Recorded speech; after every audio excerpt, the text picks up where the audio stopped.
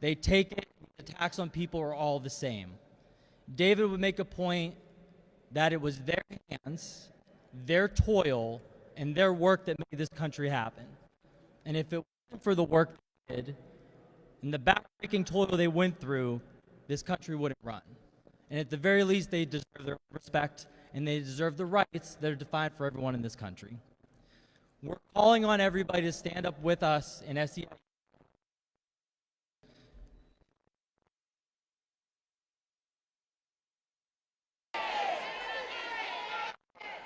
You can hashtag Free David and the riots.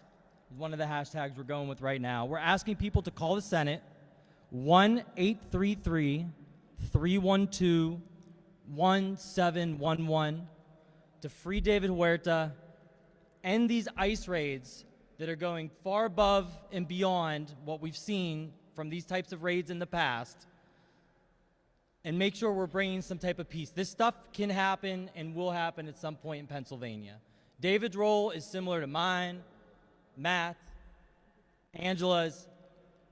One of us doing our job could be the next person arrested. It could be anyone here standing up for somebody else's rights. Whether we're in Pennsylvania or California, we need to all come together and say, no, this is wrong. It has to stop now. We're a state that was founded by Quakers and by welcoming people. People are welcome in this state, not raids, not violence. And if we don't get it, shut it down! Shut it down! And real briefly, want to bring up our brother Joe Hohenstein to speak a little bit about this, state representative with a lot of, you can explain your background and knowledge on this, brother. All right. Thank you, Joe. Thank you.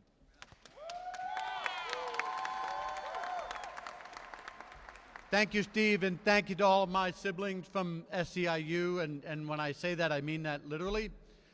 My sister organizes for 32BJ, and 32? BJ! Thank you.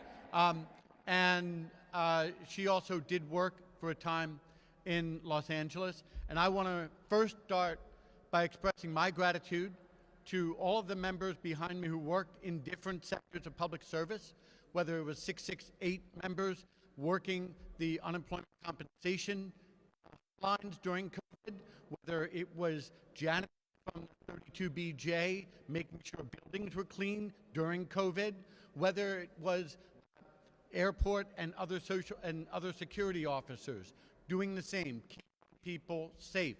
That is what unions do. That is what SEIU does. So thank you.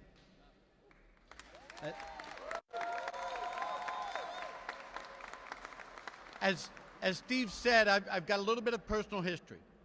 I have been for over 30 years. ICE, previously INS, in action as it does what they call ERO, Enforcement and Removal Operations. Additionally,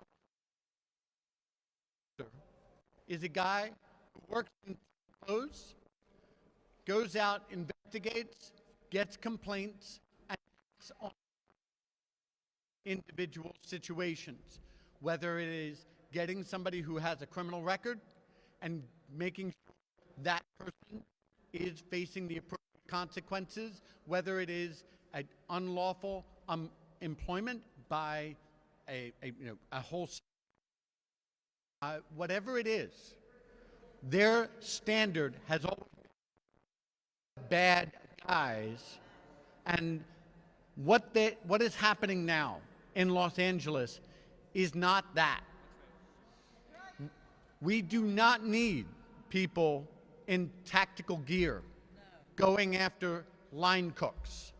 We don't need to use tear gas to go after someone who's working as a janitor in a building.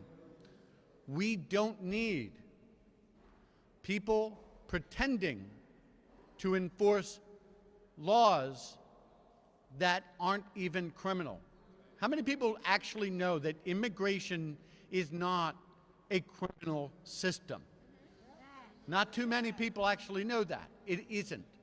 And what we see reflected in the actions right now of this federal government is an escalation that skips right over that age-old equation that conservatives and frankly even some Democrats have added to, which says immigrant equals criminal, which we know is wrong, incorrect.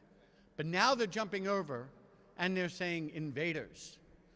You don't get invaded by the guy sitting in Home Depot just trying to get enough money to be able to support himself and his family. That's not an invasion. So recognize this for what it is. This is not an action that is targeted at immigrants so much as it is an action targeted at the American way of life. An American that says when people work hard, they deserve a fair day's pay. When people organize and workers come together, they should be protected. When we expect everyone to behave in a certain way and to play by certain rules, that means everyone. Whether or not you're someone who doesn't have documentation, whether you were fortunate enough to be born in the United States, or whether you're fortunate enough, like me and like the President of the United States, to actually have been elected into our positions. We all have to play by the same rules. And that is what we are about here. So I want to say one last thank you to everybody here. Remember, this is our time to stand up. They're not just coming for the other folks. They're not coming for people who don't quite look like us or talk like us. They're coming for all of us who stand for the American way of life, and we have to stop them.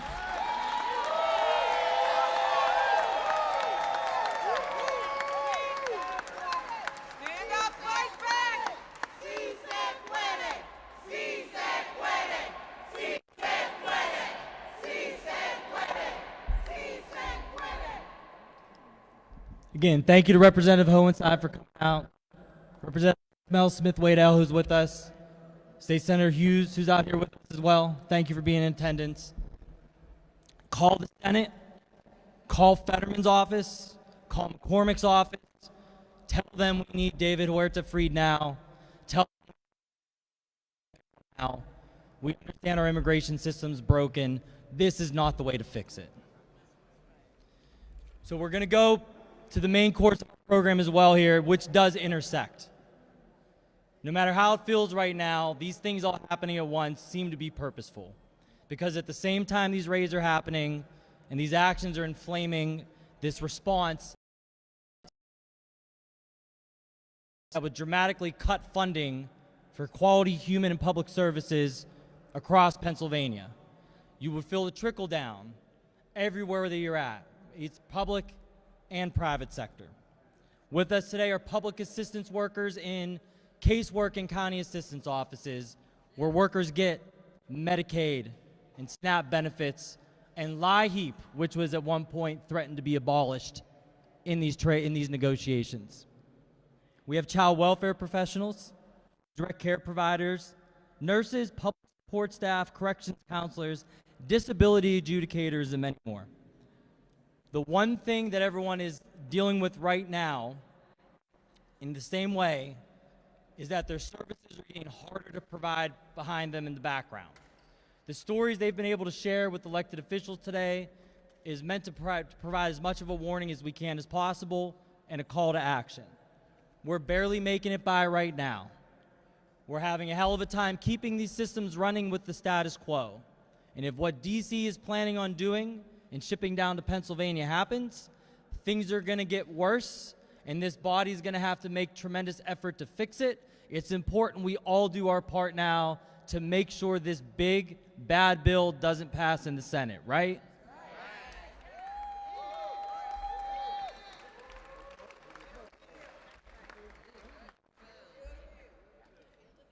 In order to protect our public services, we basically have three asks for people today. We want folks to fully fund public service investments outlined in Governor Shapiro's budget. Speak out in public in writing and in direct communication with Pennsylvania's congressional delegation, also against these budget cuts, and use every legislative tool available to protect and strengthen public services in Pennsylvania. There's a lot of ways we can do that. There's funding Medicaid and CHIP, mental health services, intellectual disabilities, child care workforce. We can start bringing up workers to where they should be by lifting the minimum wage,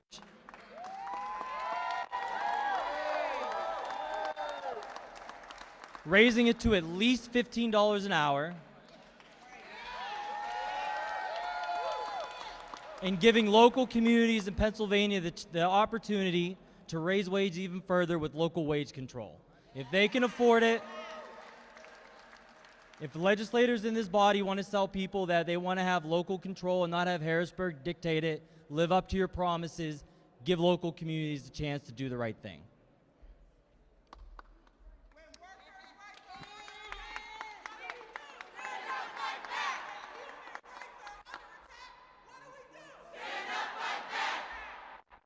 I want to shout out before we get to our speaker program that Danilo Burgos, Steve Samuelson, and Andre Carroll, all reps, are with us here today. Thank you, state representatives, for joining us. And Ronnie Green, state representative, is with us as well. Thank you. Getting to our speaking, the first person I want to introduce, though, is Fawn Holdridge.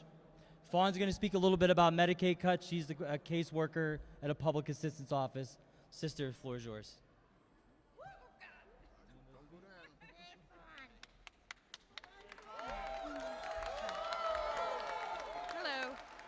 Good afternoon. My name is Fawn Holdridge. I am a member of SEIU Local 668. Is that better? And I am an income maintenance worker at Lehigh County Assistance Office in Allentown, Pennsylvania. I issue Medicaid and food stamps to qualified individuals and families. Today I'm here to address critical issues that affect millions of Americans across our nation and definitely here in Pennsylvania. The proposed cuts to Medicaid. This program is more than just an item on the budget. It is a lifeline for families, children, seniors, and individuals with disabilities. Medicaid is extremely important to me. My child is a Medicaid recipient. My son his name is Braden, he's 13 years old. A neurological condition that makes speech hard for him. It's called childhood apraxia of speech. He also has expressive and receptive language disorder, which makes it hard for him to understand what others are saying. He also has ADHD. He was diagnosed at age 4 and was on Medicaid at age 5. Medicaid paid for intensive speech therapy that he received 4 times a week. Medicaid paid for the occupational therapy and the physical therapy that paid for so that my son could talk and be heard in school and with me as his mother so I could understand him. Medicaid pays for the behavior therapy that he receives for his ADHD. Medicaid gave my son his voice. Without it, I don't know if he'd be able to communicate to others. My clients, these cuts losing vital access, routine checkups, life-saving medication, specialized treatment. Parents are going to have choices between paying rent and paying for treatment or medication that their family member are going to receive, or food that they need on their table. And they will have to travel farther to get this treatment because hospitals are going to close and people will die. Children with special needs like my son will lose therapies that make them thrive. Reducing Medicaid funding strains hospitals, especially in those rural areas. It's going to cause job loss and decrease patient quality care. These cuts are going to ripple through the community, affecting not just those who directly rely on Medicaid, but the whole neighborhood. A healthy family is a foundation to a strong workforce and a vibrant society. We must advocate for policies that protect Medicaid and expand it, support public sector workers, uphold the dignity of every individual. We need to stand together to raise our voices to ensure that Medicaid remains a pillar to the health and all that rely on it. Thank you.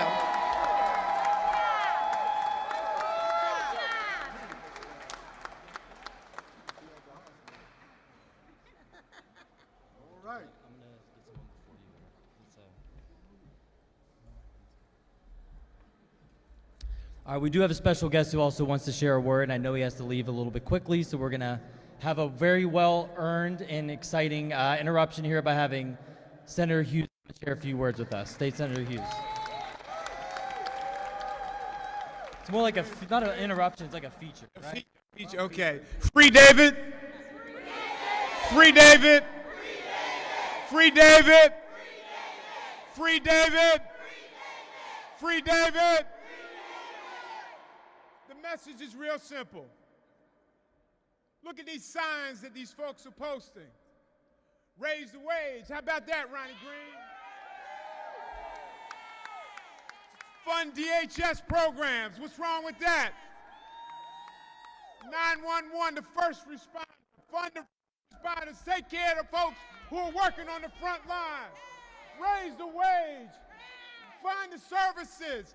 Take care of people who take care of us.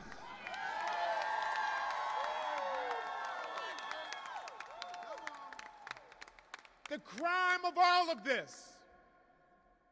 America is the richest country, not just in the world. It's the richest country in the history of the world. It is the richest country in the history of the world.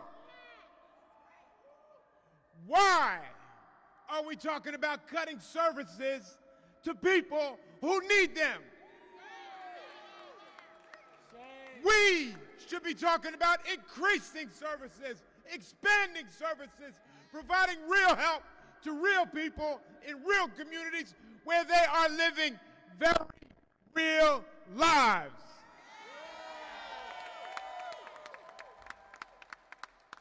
So that's the message. It is not complicated. Kill a bill in Washington, D.C. Kill a bill. Kill a bill. Kill a bill. Kill a bill. Kill a bill. You know, they think the people don't have power. They think our voices don't matter. They damn sure think our votes don't matter. But let's send them a message. We matter. We matter. Our lives matter. This young lady's got us maybe the most important sign, right? Come on up here, young lady. Come on. Come on. All right? I think I can still lift you up. All right? What's that sign say?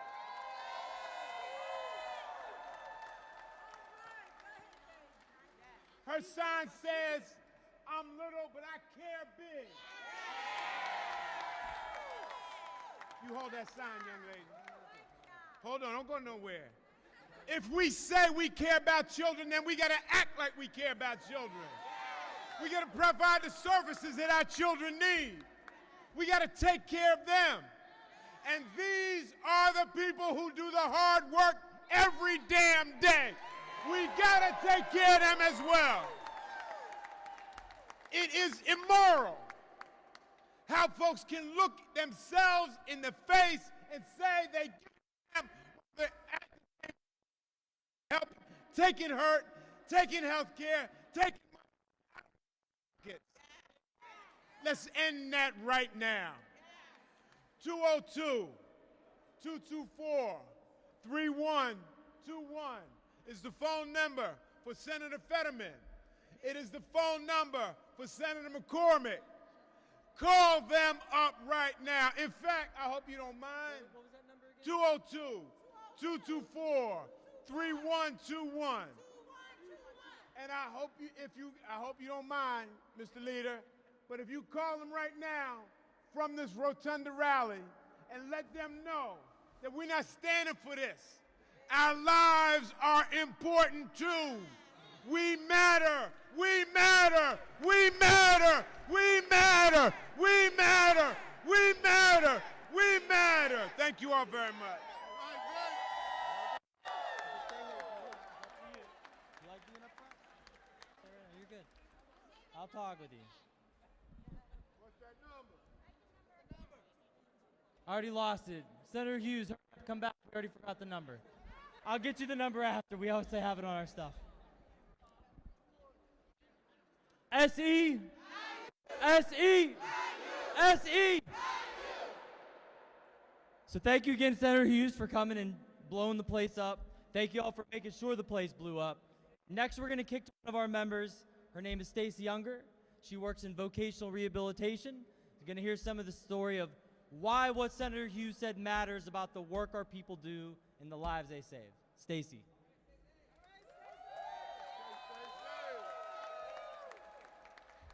Thank you, Steve, and thank you for everyone for letting me have the time to speak. As mentioned, my name is Stacy Younger, and I'm a vocational rehabilitation counselor with the Office of Vocational Rehabilitation, working out of Allegheny County in Pittsburgh. For those who are not familiar, OVR is a state agency under the Department of Labor and Industry. Prepare for and maintain independence and employment. Colleagues and I can share numerous stories about the individuals whose lives we changed due to the resources, tools, supports, counseling, and guidance provided by our agency. OVR staff are not just public employees. We're mentors, we're advocates, we're problem solvers, and we're deeply, deeply connected to making a difference in the communities that we serve. We do this in a lot of different ways. Within OVR, the Bureau of Blindness and Visual Services plays a vital role helping individuals who are blind and visually impaired learn that vision loss does not mean a loss of opportunity. The work provided by BVS staff is specialized and absolutely essential for the individuals that it serves. OVR works with employers to make sure they have the resources to hire and retain qualified candidates with disabilities. OVR partners with school districts, transition teams, students, and families to help high school students with disabilities plan for transition and for post-secondary training in their careers. OVR helps many students with their first paid work experience that builds them a foundation of workplace readiness skills to prepare for their future. OVR also works with individuals who are displaced from their careers due to disability to help them overcome the barriers to return to the workforce. I have personally seen individuals where employment was not even a consideration receive the resources and support that they needed to achieve competitive integrated employment. Recently, I worked with an individual who was displaced from his employment in the IT sector bearing a disability. Through his commitment to his rehabilitation and the services that he received from OVR, I shared in his pride when he called me before Christmas to let me know that he got a job making twice his previous salary before he became disabled.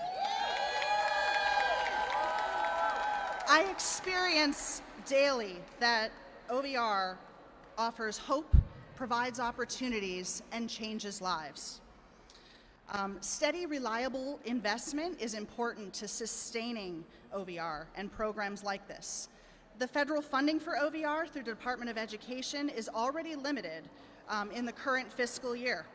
This resulted in scaling back of services, a pause in hiring, limits to innovation, as well as a wait list for services for people who are applying for OVR.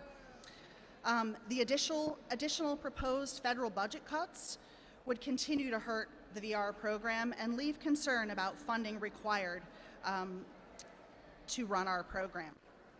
This not only impacts the hundreds of OVR staff, but thousands of Pennsylvanians with disabilities and contribute to their communities. This is why Governor Shapiro's 2025-26 budget proposal matters so much. It recognizes the contributions to the workforce through an additional $5 billion investment in OVR. This additional state funding will allow OVR to draw down the maximum level of federal funding that we need and help minimize the effects of these decreased budget at the federal level. So I encourage you to fully support the governor's budget and the investments earmarked for OVR. Second, I encourage you to use your voices and relationships to encourage Pennsylvania congressional delegation to stand up for public services, including vocational rehabilitation at the federal level. I'm proud of the work my colleagues and I do. With your support, we can continue to serve the people who count on us most. Thank you for this opportunity and for your support.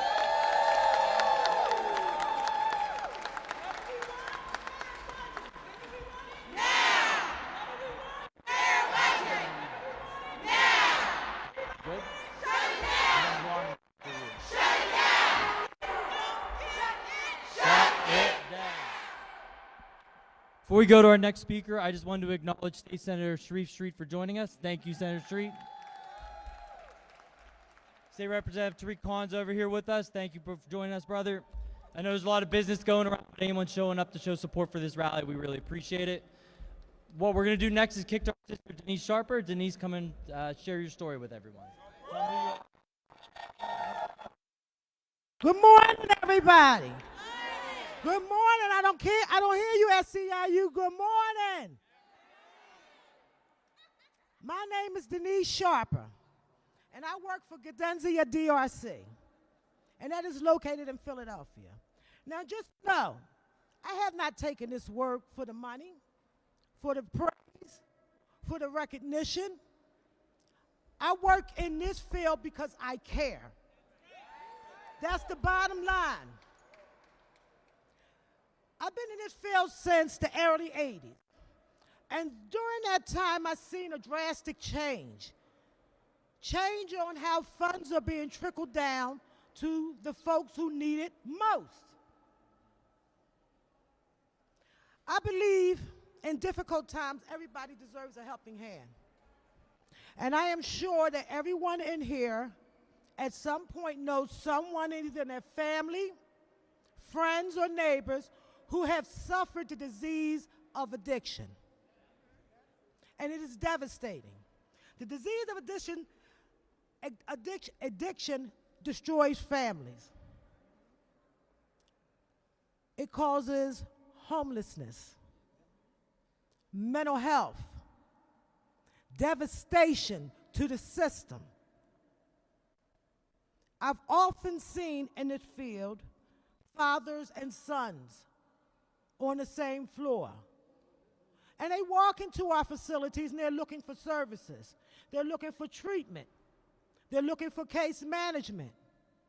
And they're told, we don't have a bed.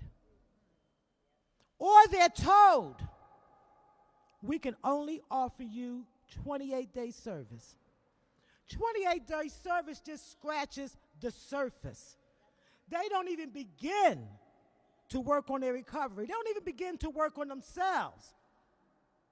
But these are the cuts that is coming down from Washington. These cuts involve drug and alcohol treatment, mental health, our children, our veterans, those who suffer from disabilities. They want to make their cuts. And every year we hear this from Washington. And every year we hear the same old story. There's just not enough money for these programs. Let me repeat that. There is just not enough money for these programs. But you seem to find the funds to billionaires and give them a tax break. Make it make sense, y'all. Make it make sense. It makes no sense. Working in this field, I have seen the success stories and I have seen the downgrades of the stories, which the downgrades usually result in death or jail or extreme devastation to that person or their family. The lift up part of it is I've seen through programs, case management, treatment, folks who walk out of that prison and walk into a program that is offering these services usually can gain gainful employment, usually can gain self-respect, usually can reunite with their family and their children. But time and time again, I hear those sad war stories. This gentleman walks out of prison. He gets a job. $7.25 an hour. How in the hell can somebody take his family want $7.25 an hour?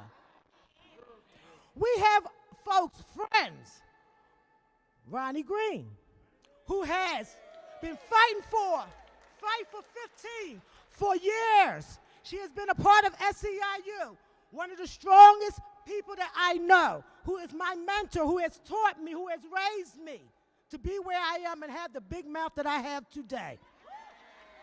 Okay? But here's the truth we face today, folks.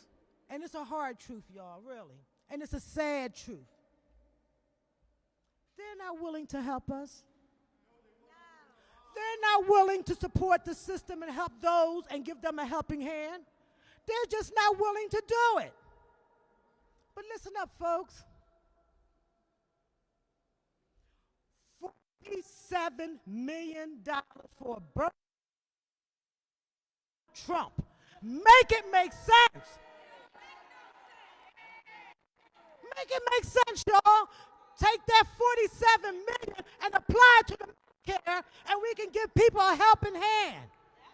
I just don't quite get it.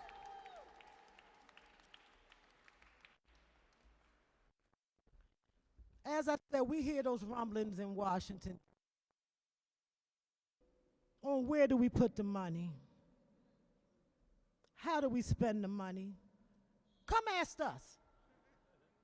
Damn it, we can tell you best. We could tell you how to spend this money. And the other part to that is our Medicaid funds are extremely important. Our Medicaid funds provide services to 23% of our population, roughly 3 million people in the state of Pennsylvania. And they want to cut it? They want to cut it? Make it make sense, y'all. Here's another reality. For individuals, decreased services. For children who need the assistance, decreased services. For folks who suffer from disabilities, decreased services. How about for folks, our parents, who depend on that damn Medicare? Decreased services. They don't feel it because they got money. And this is just not in the city areas. This is happening in the rural areas. What's going to be happening when the hospitals close down? And someone have to drive 5, 6, 7 miles out of their way. And in the process, that person may pass away and trying to get to root there. But you want to cut services. Shame. Shame on you. All I ask you guys today is to make it make sense. I asked you guys today that when it's time to vote, get on out there and vote. Get on out there and vote. Because they already think our votes don't count. Pull that neighbor up. Pull those young folks up. Tell them our vote counts. We cannot continuously go year after year with these Medicaid cuts because they just don't give a damn. Make it make sense, y'all. Make it make sense. Make it make sense. Now, Shapiro, he got a budget in place. It's not the perfect budget, but he has a budget in place that can move us forward. He has a budget in place that addresses treatment centers, not just 28 days. In the old days, they got 90 days to a year. He wants to address that. Our children, who better yet, that's our future. What in the hell is wrong with these people? Our veterans who fought for this damn country, did their work, paid their dues. You trying to cut them? I don't see a lot of those folks in Washington ever served one goddamn day in military. Explain that to make it make sense to me, y'all. So, I say this, and I'm going to end it. We need to get out there and vote. We need to stand strong in solidarity. We need to get with our neighbors, our co-workers, our friends.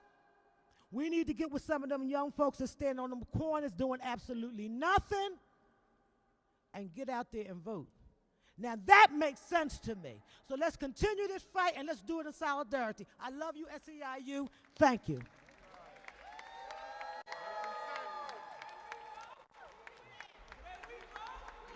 Thank you. Thank you, Denise. Let me go to you. I don't know if it makes sense to me yet. We're going to need longer. Next, we're very excited to have Angela Frito joining us, State Federation President of the Pennsylvania AFL-CIO. There's going to be another big union rally here tomorrow. What time is the rally at? 11 a.m. here. 11 a.m. right here, outside on the steps in the nice weather. So we'll see you out there, but she's doing double duty. She's with us here today. Angela, thank you for coming out. Thanks, Steve.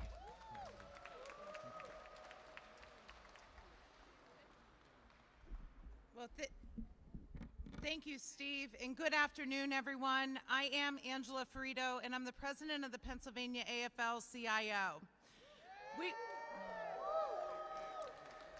We represent over 700,000 union members in every sector of work across this Commonwealth.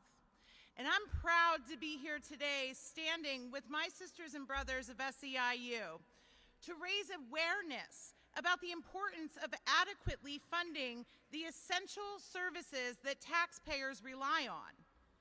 Federal actions have undermined worker protections. They have undermined workers' rights to organize and potentially could strip millions of Americans from their health coverage. And as we navigate the ever-changing moves in Washington, we call on Pennsylvania's legislature to step up and to protect the vital taxpayer services and the workers who provide these services.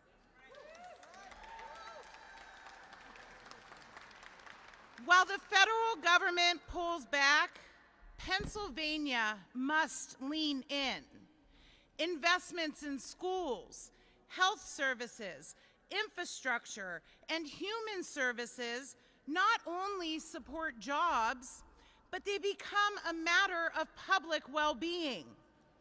Lawmakers must take active steps to safeguard workers' rights and ensure public dollars support good union jobs, and stop the efforts to outsource these vital public functions.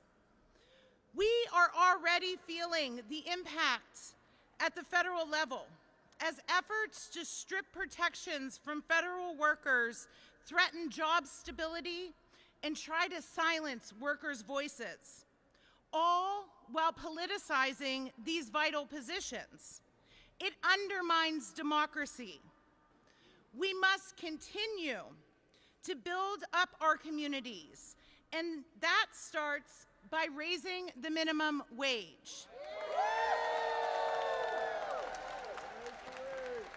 Yes.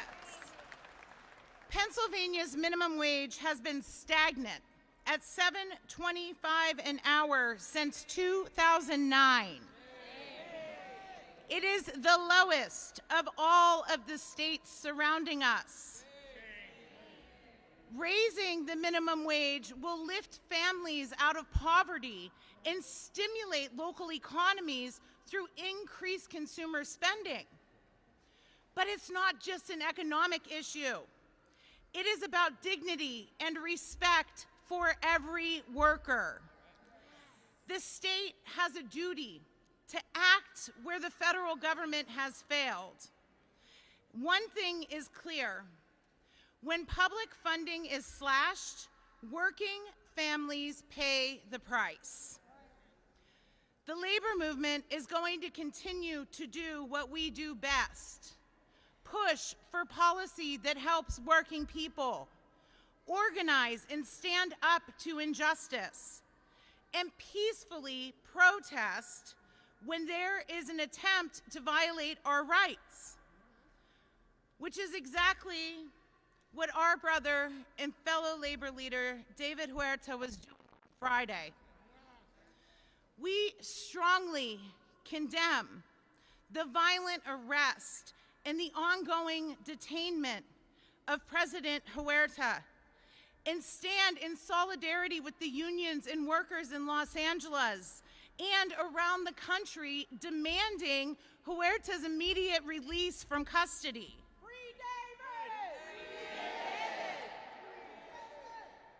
Peaceful protest is a bedrock of democracy.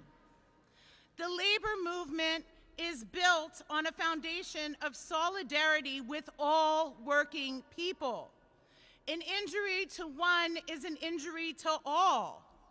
And we stand in solidarity with our sisters and brothers, and we are going to show up, we are going to speak out, our voices will be heard, our solidarity will be seen, and we will do it peacefully to de-escalate violence and demand justice for those under attack. It is our right to stand up and speak out against injustices. Thank you, brothers and sisters. Power to the people. And just one time so I can hear it, tell me what democracy looks like. This is what democracy looks like. Thank you, brothers and sisters.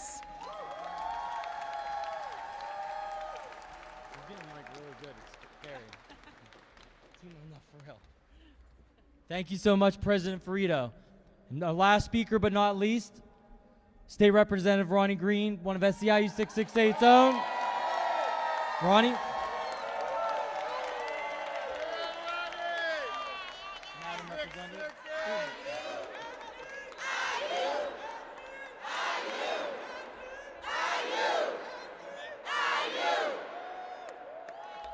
That's like music to my ears. I don't know where I want to start. But let me just be clear. I'm standing here today to ask all of us to rally behind the Governor Shapiro's budget. It is not just a set of numbers, it's a lifetime for working families, seniors, children, and every Pennsylvanian trying to get by. I spent over 20 years in the Department of Human Services. I've sat with single mothers wondering how they were going to stretch one paycheck across rent, food, and bus care. I've helped our elders who worked their whole lives and still were unable to buy their prescription medication. So when I look at this budget, I don't see a line item. I see people. I see hope. And I see a responsibility. But let's not kid ourselves here today. You all belong here today. This is the people's house. And we're here to do the people's business. We're up against serious headwinds. The federal government is proposing devastating cuts. Cuts to SNAP. Cuts to housing assistance. To child care. And heating assistance. If those go through, we're not talking about spreadsheets anymore. We're talking about real consequences for Pennsylvania families trying to survive. What does that look like? It looks like parents skipping meals so their kids can eat. It looks like a home health aide who makes just enough to lose benefits, but not enough to cover rent. It looks like a senior citizen in North Philadelphia, where I represent my constituents, sitting under a blanket in January because there's no heating assistance and their heat is off. These aren't entitlements, they are lifelines. So when you cut them, people suffer, families fall apart, and communities go without. We can't allow this to happen. Not on my watch.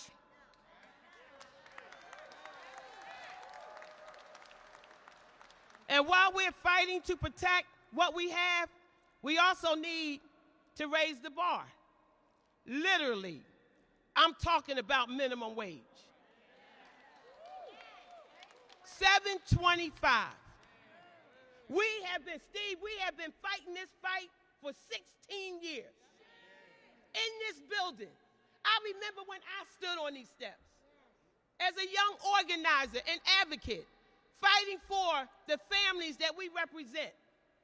Every state that is connected to Pennsylvania, New Jersey, New York, Ohio, Delaware, West Virginia, Maryland, they all have a higher minimum wage than Pennsylvania. Enough is enough. If the legislators didn't receive a raise every year, making the salaries that we make, and I'm not saying that we don't deserve them because we work hard, but we don't work no harder than anybody on these steps. If we deserve a raise, they deserve a raise as well. Telling you, this place is gonna kill me. I've been a proud union member all my life. My mother was a union rep. My father was a union rep. My daughter was a union rep.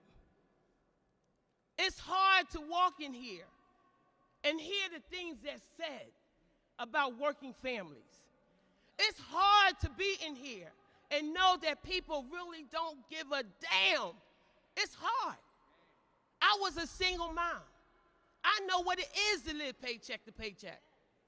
But I guarantee you, I promise you, as long as I walk these halls, I will never forget and I will never stop fighting for a minimum wage in the state of Pennsylvania.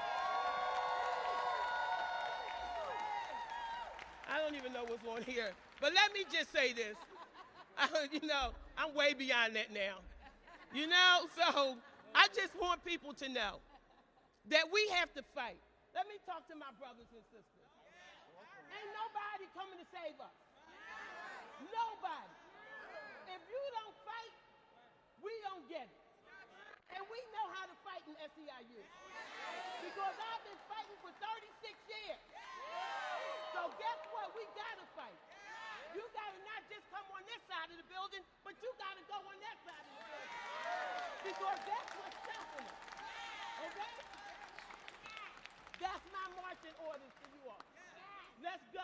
Let's knock on doors. Let's talk to people. Let's share the information. And let's raise the damn wage.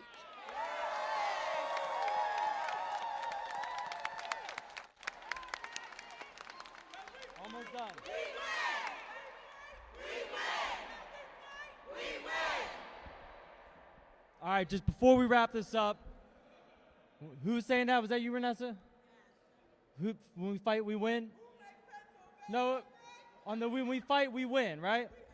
We win.